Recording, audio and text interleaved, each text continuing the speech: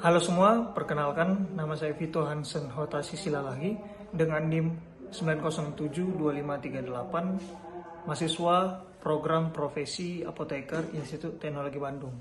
Di video kali ini saya akan menyampaikan hasil observasi dan asesmen terhadap implementasi kolaborasi interprofesional atau IPC selama kegiatan PKPA yang saya lakukan di bulan Oktober dan November, yaitu di Balai POM di Bogor dan November di RS Immanuel Bandung.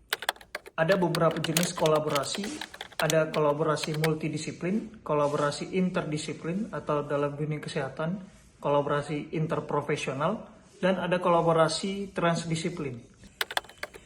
Metode pengambilan data dilakukan melalui observasi, wawancara, dan penelaan dokumen atau sistem pendukung selama praktik berlangsung.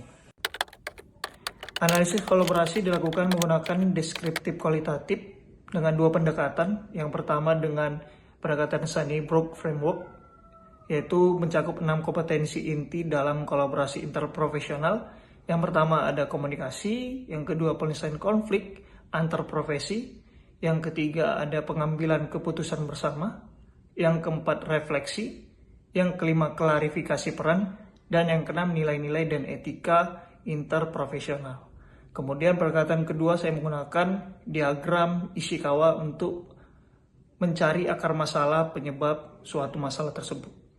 Balai POM di Bogor, apoteker menjalankan peran sebagai pengawas farmasi dan makanan, baik dalam kegiatan sertifikasi maupun pemeriksaan. Perbedaan peran dan tanggung jawab ini hanya berdasarkan penempatan tim. Di tim sertifikasi, di tim pemeriksaan memiliki peran dan tanggung jawab masing-masing.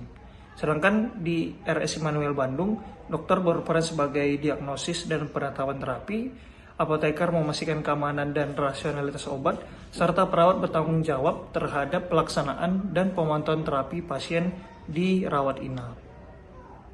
Di Balai POM di Bogor, kolaborasi lebih bersifat terstruktur dan administratif. Analisis menggunakan Sunnybrook Framework dan diagram Ishikawa menunjukkan bahwa sistem kerja berbasis regulasi dan pemisahan fungsi pemeriksaan menjadi pre-market dan post-market juga berdampak, serta lingkungan kerja yang hierarki membentuk kolaborasi yang terkontrol, namun membatasi diskusi antar tim dan pengambilan keputusan bersama.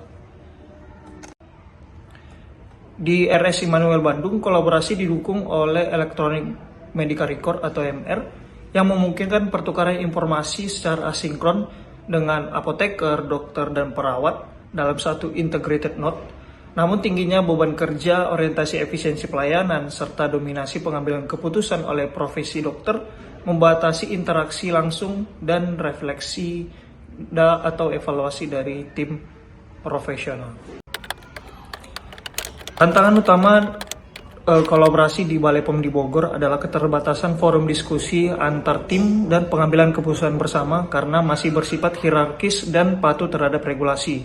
Sementara di Rumah Sakit Immanuel Bandung, tantangan utama terletak pada keseimbangan antara efisiensi sistem dan kualitas interaksi antar profesi. Rekomendasi yang dapat diberikan meliputi penguatan diskusi antar profesi, penyediaan forum refleksi atau evaluasi tim, serta optimalisasi sistem agar mendukung kolaboratif yang lebih aktif. Di RS Immanuel Bandung, kolaborasi didukung oleh Electronic Medical Record atau EMR yang memungkinkan pertukaran informasi secara asinkron dengan apoteker, dokter, dan perawat dalam satu integrated node. Namun tingginya beban kerja, orientasi efisiensi pelayanan, serta dominasi pengambilan keputusan oleh profesi dokter membatasi interaksi langsung dan refleksi atau evaluasi dari tim profesional. Melalui pengalaman praktik kerja profesi apoteker ini, saya menyadari bahwa kolaborasi interprofesional bukan sekedar bekerjasama, melainkan proses saling memahami peran, berdiskusi secara setara, dan mengambil keputusan yang kolektif. Implementasi interprofessional collaboration di kedua lokasi telah berjalan, namun masih dalam spektrum multidisiplin yang menuju ke interprofesional atau interdisiplin.